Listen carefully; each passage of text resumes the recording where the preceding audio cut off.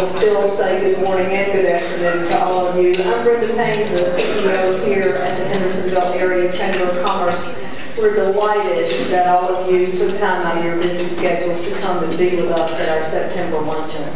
Before we get started and before I ask Steve Mills to come up to give our invocation, I want to just remember that today is the 11th anniversary of September 11th, 2001, the day that so many of our brothers and sisters died in an attack in New York City.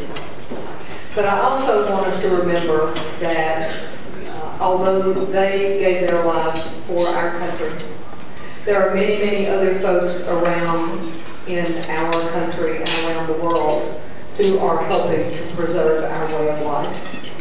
And so I hope that as we continue through today, we have an opportunity to sit back and reflect on the wonderful opportunities we have here in this country and in this city, and also to thank those who are helping make that possible all around the world.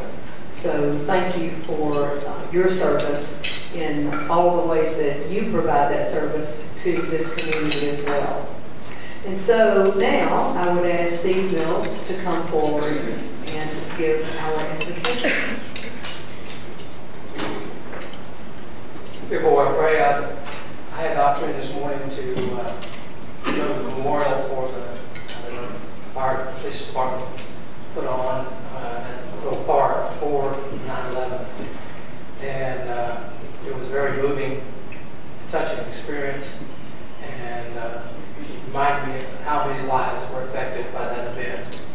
So before I pray, I would ask us to bow our heads in a moment of silence.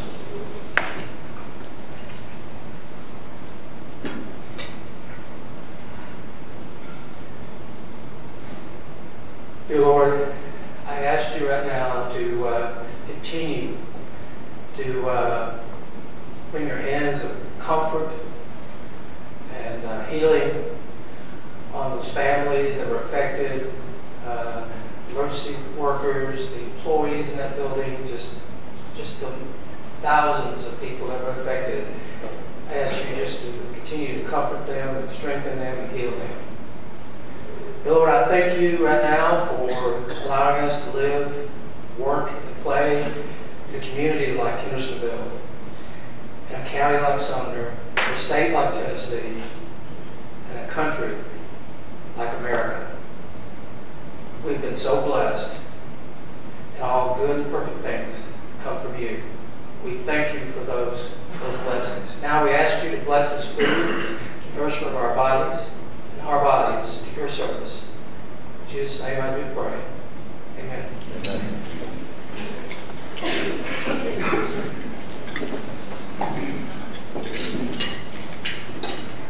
Could I ask you to stand as we say the pledge of allegiance? I pledge allegiance to the flag of the United States of America and to the republic for which it stands, one nation, under God, indivisible, with liberty and justice for all. Thank you. You may be seated.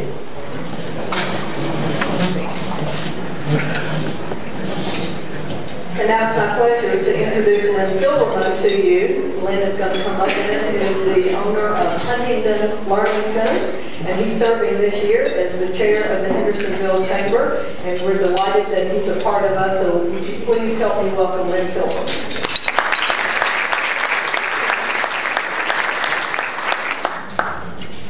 Thank you. I guess I'd be remiss if I also didn't comment on today. There's so much gravity to it. And I would ask everyone to think back to where they were and how they felt when they found out what was going on in September 11th. And I remember it clearly. And once you get past the pain and you really start to think about it, I remember the overwhelming feeling that I had was a sense of pride and a sense of community about being an American and what being an American means. And the reason I bring this up now is I'm about to allow our elected officials to introduce themselves. And I know we're moving into a heated political season, And I'm just reminded that those differences that separate us pale in comparison to the springs that bind us together. And I think we all need to remember that. So with that, I'd like to ask our elected officials, starting in this area of the room, if you would, I just don't want to miss anyone, so I would like for you to stand and introduce yourselves. Please. I'm Steve Brown. I represent Alderman 4 here in Ward 4 here in Hendersonville and all. Ed Major of the Gallatin City Council. Glad to be here. Thank you. I'm Paul Good. I wear 2 hats. I'm County Commissioner in the 10th District and Alderman from Ward 3. Deborah Adams, State Representative here in the 45th House. Down there for Sumner County Registered Deeds. Scott Foster, your mayor. I wear a lot of different hats. I'm a dog catcher. I invite you guys on this day. Saturday we have a memorial service at the Fire Hall on Free Hill Road. We have a 4-foot piece, artifact of the World Trade Center. It took us 10 years to get it. It's installed in alignment style beside the Fire Hall on Free Hill Road. It's a 4-foot memorial to the World Trade Center. I invite you to go over there and see it. Know that it's 4 foot long, weighs 792 pounds. It's covered in rust. It's covered in sweat. It's covered in blood. It's covered in tears. So I invite you to go by and put your hands on that piece of history. Take your kids to see it. It's a very well done memorial. It symbolizes many lives lost, particularly in the firemen. So run by there and see it if you don't do anything else today. Thank you. Frank Freeman, County Commissioner. And we missed that. Let's take a moment to thank all of our elected officials for what they do.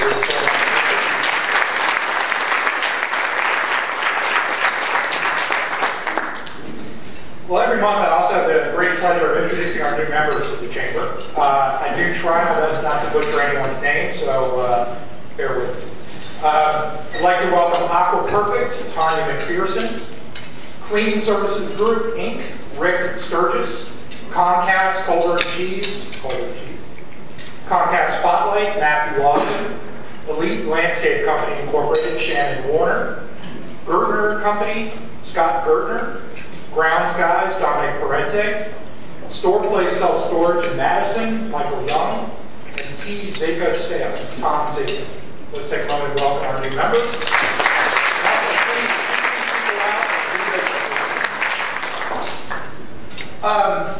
What I'd like to do now, I've got the pleasure of introducing our speaker for this afternoon.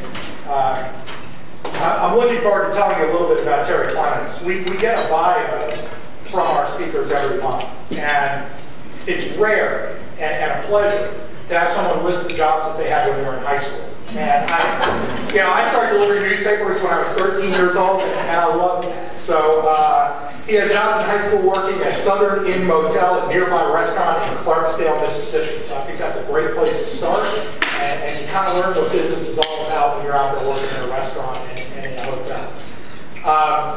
Since 1976, Terry's been working with Nashville Convention and Visitors Bureau. He was the first hire with travel industry experience to the newly founded Convention and Visitors Bureau effort within the Nashville Chamber of Commerce. He's also involved in volunteer activities, including the Belmont Mansion Board of Directors, Belmont University Business School Advisory Council. He's the chair of the Southeast Tourism Society and the chair of Nashville's Downtown District. So it's my pleasure to introduce to you Terry Clements, Vice President of Government and Community Relations with the Nashville Convention and Visitors Bureau. Terry.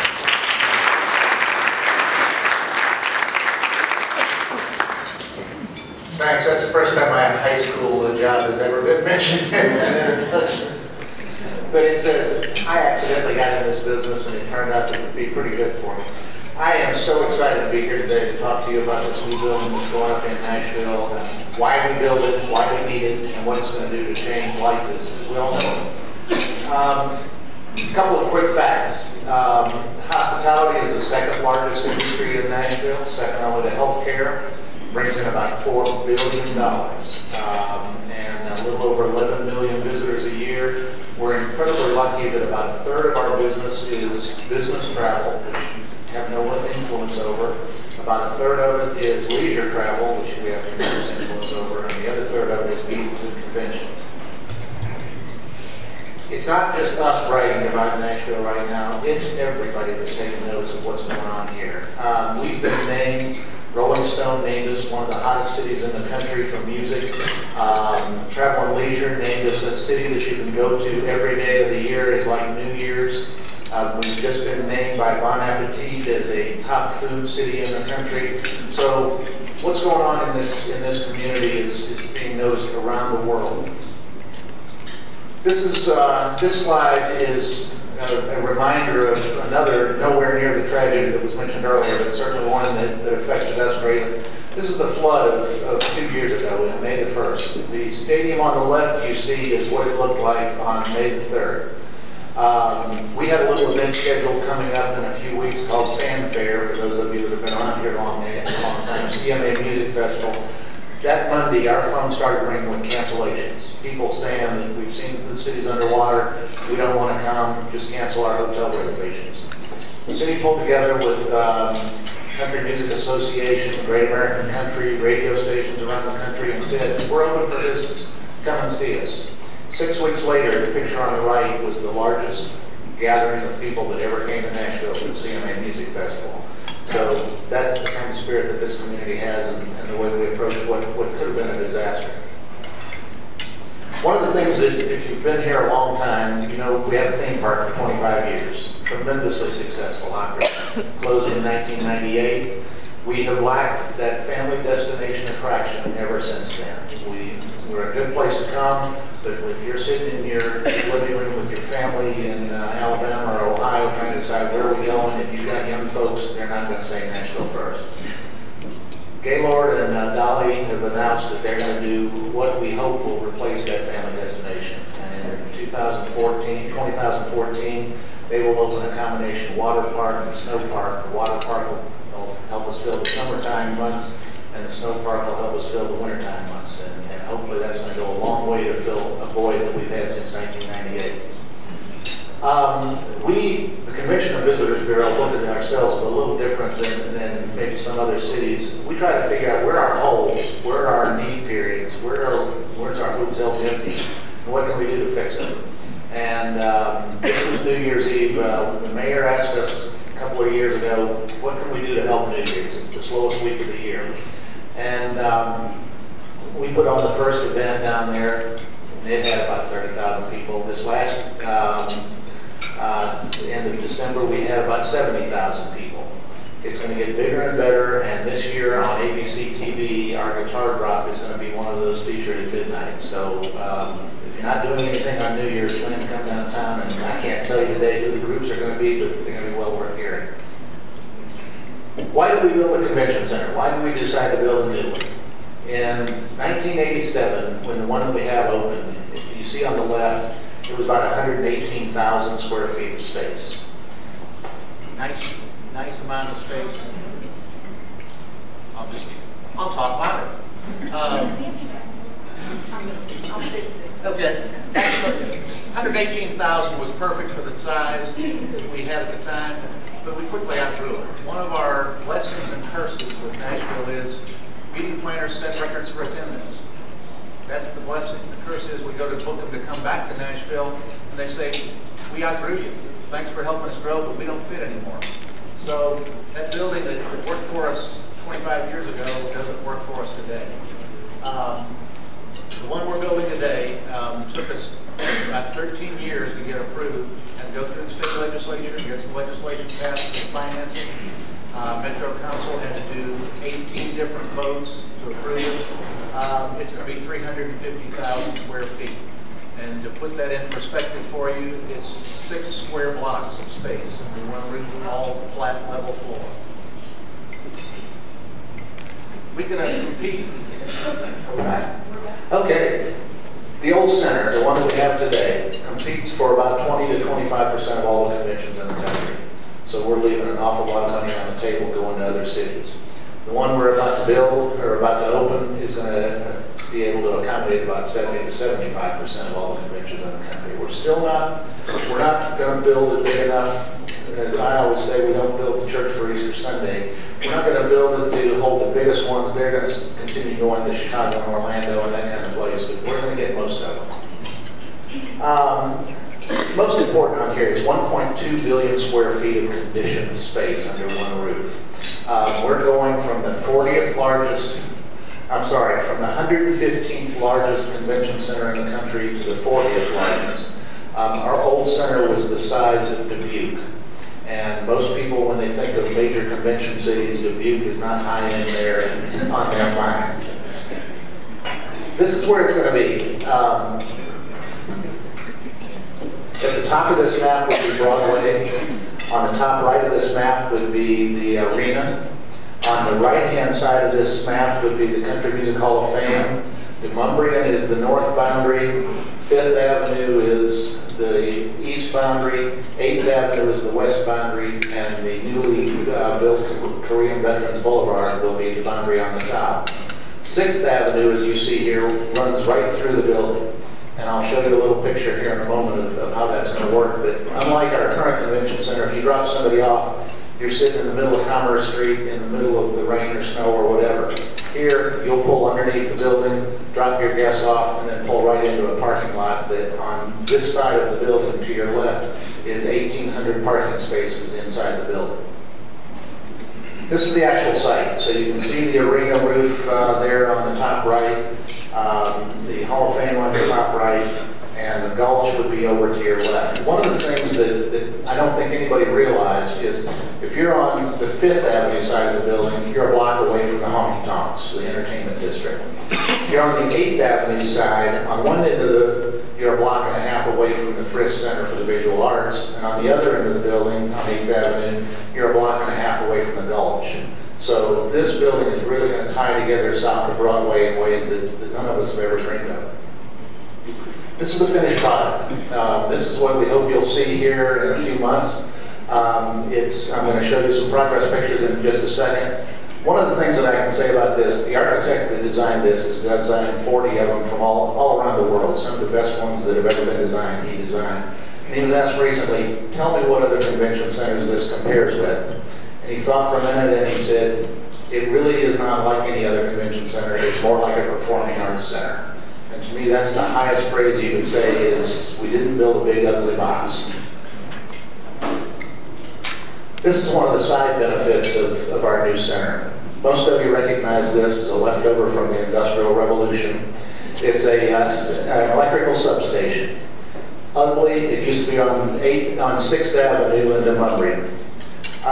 It went away. What replaced it is this building that is now one of the most modern, sophisticated substations in the world.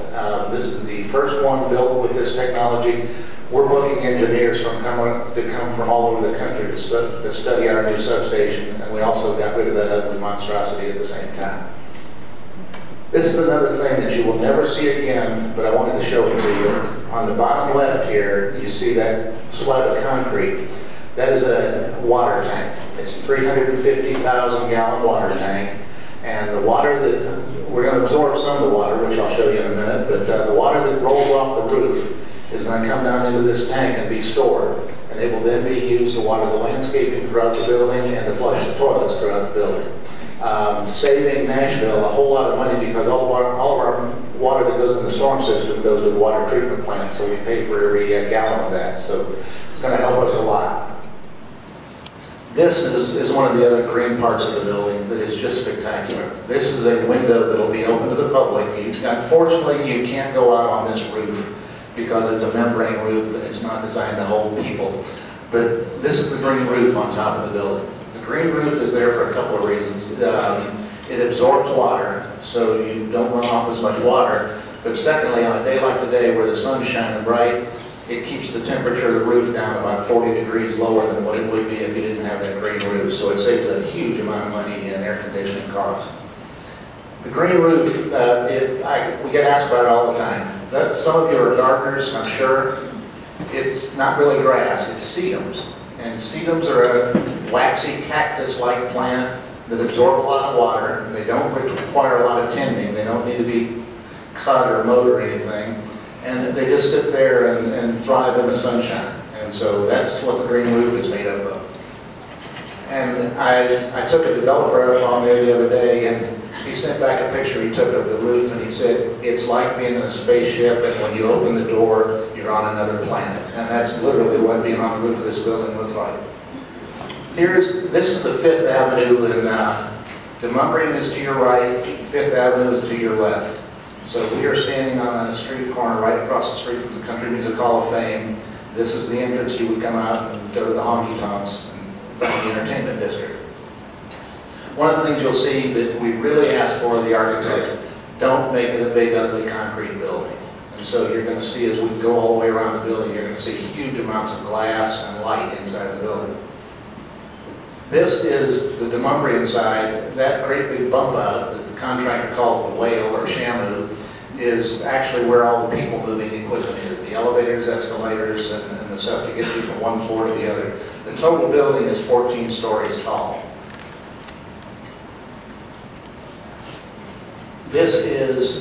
We're now on the 8th Avenue end, looking down toward the right side of the building. And again, you see massive overhangs. You see the rolling roof was designed purposely. Our public meetings asked it to make it reflect Middle Tennessee. And so the architects did that rolling roof line to make it look like the hills of Middle Tennessee. Again, major overhangs and roof lines looking over the skyline. This part is what I'm a total geek. I sell the building, so this is the part we love. Down here, this is Korean Veterans Boulevard. We're standing on what the new road will be through here. To your right there is a junior ballroom that is one of the larger ballrooms in the state of Tennessee. And above that, that orange part you see is a wall. All the trucks will drive in, all the delivery trucks, and things constantly come into a building like this.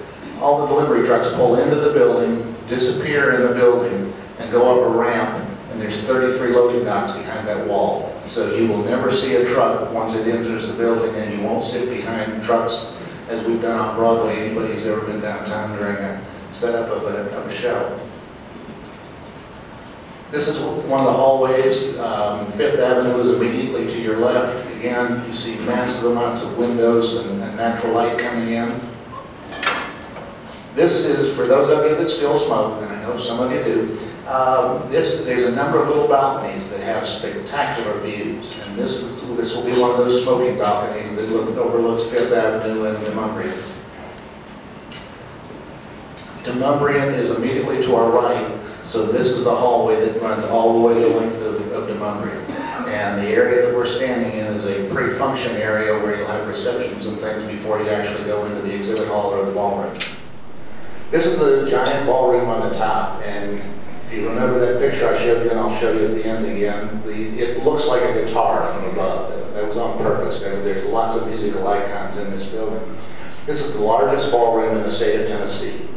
57,000 square feet will hold, for a rounded meal like this, it will hold about 6,500 people. What you see on the far end of this ballroom is a built-in stage, and I'll show you in a second here, the walls close so that you don't know there's a stage there until it's time to reveal that the band's behind the doors. That's the actual stage. It's about the size of the stage of the Ryman Auditorium, so it's pretty huge. That's one of the plywood doors. That will now get covered with mahogany and will look like just part of a wall until it's time to open those doors and bring out the band. This is one of the cool parts of the building. This is 6th Avenue. We're standing on 6th Avenue, right, looking up to the south of the building.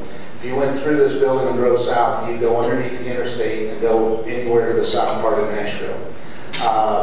On your left is the meeting rooms and the elevator lobbies. On your right is the 1,800 parking spaces.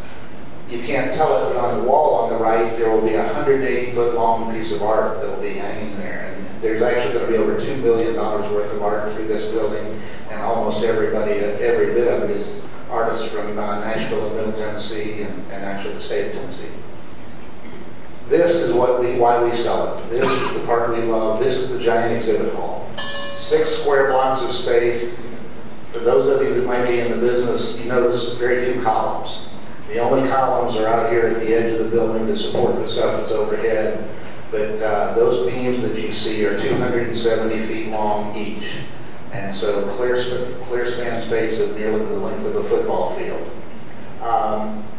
Throughout the floor, you can barely see one, but you can see that little cover there. There are floor boxes, and the floor boxes have got electricity, compressed air, Cat 5, and everything that you need to run your booth. And we've also put in empty pieces of conduit so that if there's future technology, we can pull that future technology through that empty conduit. This is one more green part of the building. On the right, you see typical metal halide lights, the kind that every arena has. On the left are LED lights, continuously variable from a candle light all the way up to full brightness, and should last long beyond our lifetimes.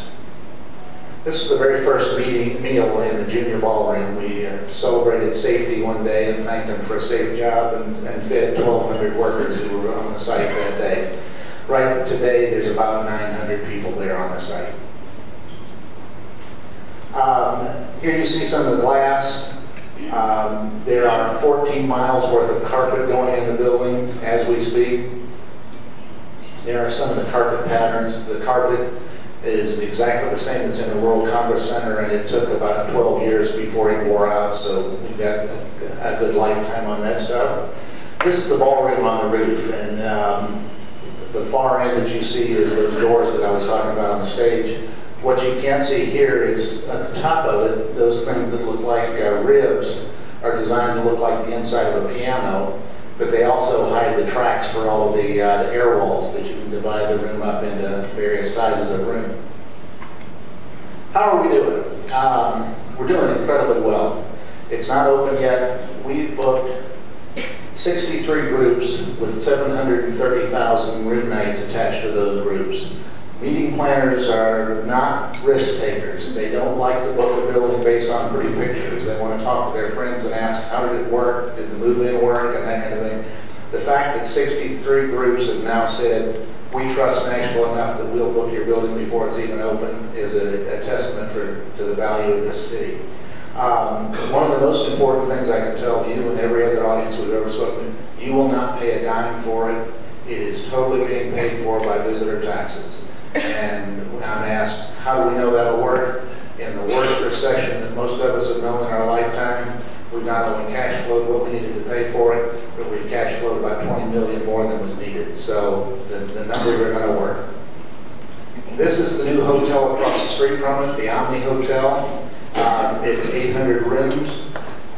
It is going up about one floor every 2 weeks. It'll be 21 stories tall, and spectacular building that they're building there for us. For those of you that are geeks, as I am, this is the website you can go to. It's Oxblue Construction, Cameron, Nashville. Every 7 to 11 minutes, all day long, it takes a picture and posts it on the internet. And that little calendar, actually you can't see the calendar on the left, but there's a little calendar. You go back to any minute of the last 3 years and see where we were in the process. So it's a great way to keep up with the project. We're 231 days from opening. It'll open up May the 1st of next year. It's on time and on budget. And now, I'll be glad to answer any questions if you have any. Yeah? What do you estimate is going to be the growth in room nights year over year, let's say for the next 5 years? The question is growth in room nights. We probably a couple 100,000 a year. We've got shut off this little machine here. We've already, as I said, we've already booked a tremendous amount. We're not even to the point that they will start. We'll really start booking a lot more in the next 6 months. So 200,000 is probably one of the things that we talked about before y'all got here was ever use a smartphone.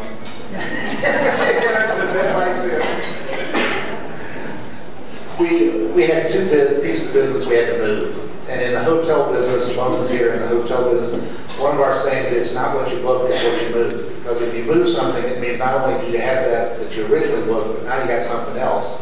We had 2 pieces of business that we booked before we even signed the contract to build it, that were going to come in April of next year. It's not going to be open until May. So we went to them and said, we need to discuss the fact that we'll make you whole financially, and we've let you down, but what can we do? One of the groups, we moved to Opryland, and they're staying in town, and then they're going to come back downtown to the hotel, to the downtown center in 3 years. The other group, we moved to Orlando, but they booked 3 years into the future. So we booked 6 groups out of moving 2 groups, and so we don't apologize at all for the fact that, yeah, it costs us a little money, but we're going to book $20 million worth of business for moving about $500,000 worth of moving costs. Other questions? This building is going to change not only Nashville, but this area in ways that we can't imagine. One of the problems we had, when we had a convention center that was 118,000 square feet, you could have 1 meeting at a time. 3 days a week, you're moving the meeting in. 3 days a week, you're meeting. 3 days a week, you're moving it out. So the beginning and the end of the week, your hotels are empty, your restaurants are empty, your taxis and everything else are sitting waiting for business. We now have got a big enough building that we can constantly have one moving in, one meeting, and one moving out, or we can have such a huge one that it will fill the city and drive business out to this area. So you're going to feel it out here as well, and not just in hotel room nights, but in suppliers and other forms. Any other questions? Yes, ma'am. What is the orange rectangular group? That's the ballroom. I'm sorry, that is the giant ballroom. That's the giant ballroom, the 57,000 square foot ballroom, and on the top of it is photovoltaic cells that generate electricity for the building. And one thing. Am I back on? If you see the curve of that, the curvature of that space, that curve goes through every floor, all 14 floors, all the way down to the basement. So when you're in the first floor, you begin to see these curves that look like a musical instrument, and every floor you go up, you continue to see those musical instrument icons, if you will. What was the name of the website again? Put in a search engine, Oxblue Construction Camera Nashville, and it'll take you there. And you'll waste way too much time on that website. I was literally in a lot of meetings with the architects early on. They'd be watching what was going on, and they'd call a contractor and say, move that truck. That's not where that goes. Move it over about 12 feet. So it's not only fun, it's practical as well. Well, thank you all for the opportunity. Oh, yes, sir. Yes, how many new jobs do you think this activity will create?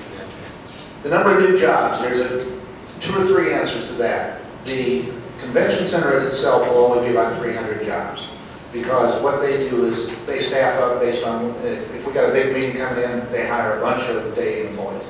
The hotel across the street will be about 500 to 800. But there's going to, what's happening in this business, in this building, is a small part. One of the things I failed to say, if you come here as a leisure visitor, you spend about $120 per person per day. So we love you. If you come here as a convention delegate, you spend about $280 per person per day. We really love you. So that $280, most of it doesn't stick in this building. Most of it is all over the community. So that's where the real jobs will be created, is the spin-off of economic engine that this will create. Thank you all so much. I hope you'll enjoy it May the 1st when it opens next year.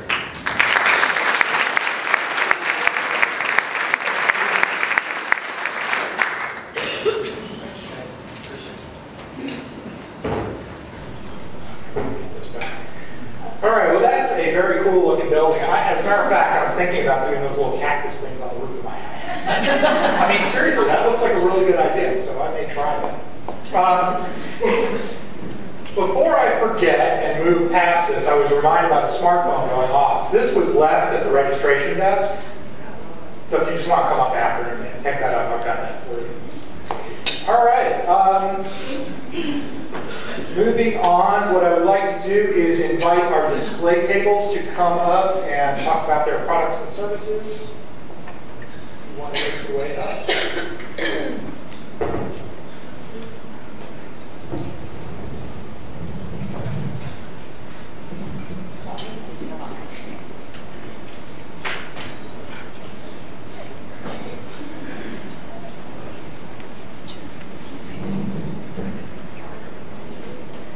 Good afternoon. I'm Ann Patterson, and I'm an independent distributor with It Works Global. Our company has body contouring products, premium supplements, and weight loss products. And I would like to draw for our door prize. You will have your choice of a body applicator or facial or one of our premium supplements.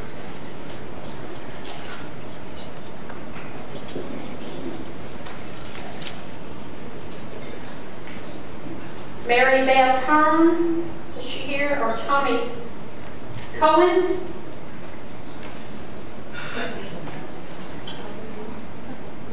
Oh, Rita Hilbert, excuse me, their treatment coordinator. Okay, Rita. All right, see me after the program.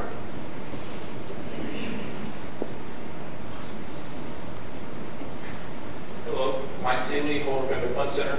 On behalf of Dan and Barbara Holder, we'd like to thank Sumner County for welcoming us back into the community. We ran bowling centers for many years. We left approximately 10 years ago. We are now back in Sumner County, Hendersonville, and Gallatin. We do many things. Gallatin is more traditional center with laser tag and party rooms for birthdays and stuff like that. Hendersonville is unbelievable. Those of you who haven't seen it yet, the bowling center itself has been open since October of last year. Within the next week to 10 days, we hope to get the fun side open. It has indoor go-karts, laser tag, two-story laser tag, bumper cars. We're going to have all kinds of shows for kids. It fits everyone's needs.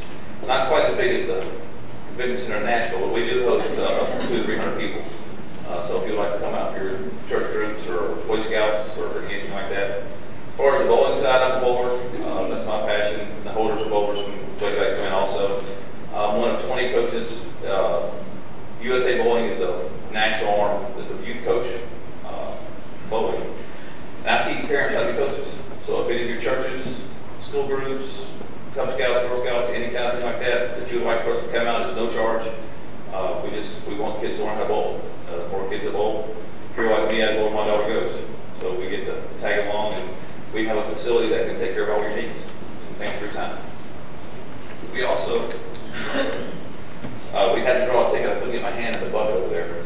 So we're going to give away 2 free all-day passes, and it goes to Kathy Crow.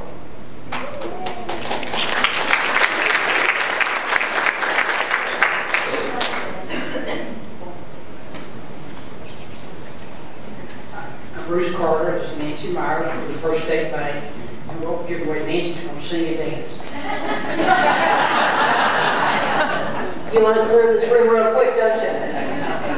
But anyway, we're with First State Bank. We're a local bank. We have offices 2 here in Hendersonville, Glenbrook on Main Street, Gunnersville, White House, and Gallatin. Our headquarters is out of Union City. What we're spotlighting today, a custom debit card. How many people's got debit cards? And we use them. Wouldn't it great to have the picture of your pet, your grandbaby? How about the Gunnersville baseball team in this world won the national championship would be another one. Sport, if you run, you fish, you hunt, you do whatever. We have customized debit cards that you can get a picture. It does have to be approved, I would say that. But we also have custom as well. But you can have that on your debit card. And I like it. At first I was wondering, am I really going to like this? This is our, and I know it's hard to say, this is our normal card. It's just a normal card, it's like a credit card. I went to Montana several years ago. I got the Montana mountains on this. It's just really neat. It's a fun thing to do and draws attention to it. So we'll be here after the meeting. Come see us anytime. We'd love to show you how it works, and we'd love to have your business. So now we'll give away the prizes. First one is our stadium seat. It's a great seat. It's big enough for me.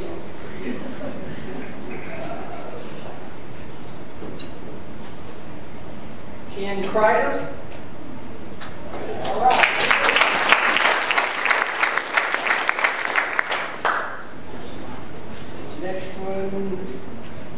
Cheryl Session.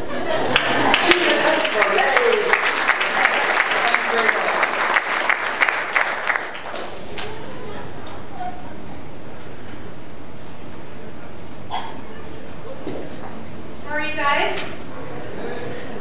My name is Allie, and I'm the Member Relations Director here at Bluegrass, and I wanted to let you guys know that we are starting a business networking group here, and it's open to everyone. It's going to be the second Wednesday of each month, and we're going to call it Cocktails and Connections. The first meeting is going to be tomorrow night here at Bluegrass at 6 p.m., and Club Corps' Director of Social Media from Dallas is coming here to speak about social media and small business. So hopefully that's something that you guys find relevant. And especially if you're self-employed or looking to grow your business, I don't think this is anything anyone should miss. He's a very, very accomplished man when it comes to social media, and considering that it's a complimentary event, always, so you don't have to pay. I think that it would be great if you guys would like to come. We have a bowl set up over here where you can drop your business card in, so we can get a good idea of how many people are going to attend, and we're also going to have some door prizes as well. And then also October 8th, which is Columbus Day, we're having our annual Charity Classic Golf Tournament. It benefits Sumner County CASA, which is court-appointed special advocates for abused and neglected children, if you guys are not familiar. The golf tournament is open to everybody. It's $60 a player. It includes lunch and dinner, so it's a great opportunity to bring out some clients or colleagues for a nice day of golf. Thank you.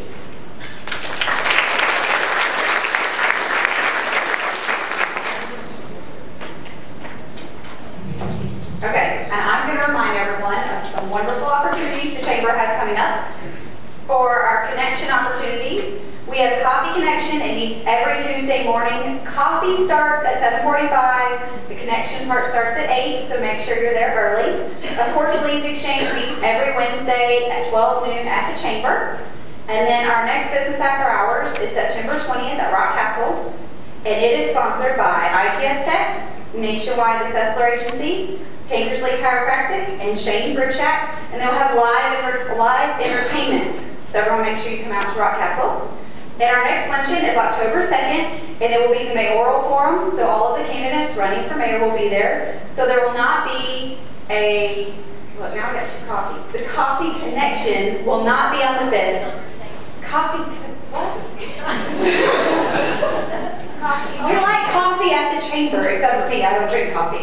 So Coffee Conversations is canceled on the 5th, so everyone comes to the luncheon on the 2nd for the mayoral forum. And then the best thing coming up is September 27th, the Taste of Hendersonville, sponsored by the Goddard School, will be at the streets of Indian Lake from 5 to 8. We have tickets here. We have tickets at the Chamber, at Sumner Bacon Trust, or Black Hat Beat. So buy your tickets and come to the Taste.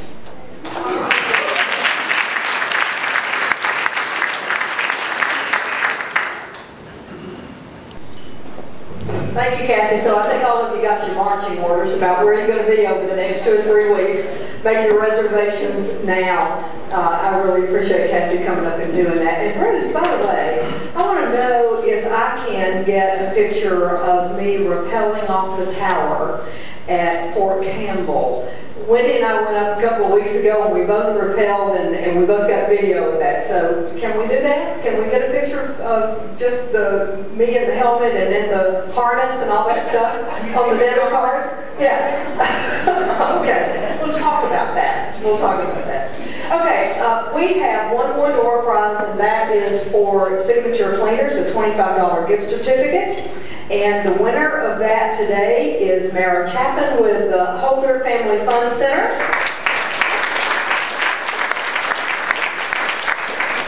And unless there are any other announcements, I am going to adjourn this meeting. I hope you all have a great afternoon and rest of the week. Thank you for being here.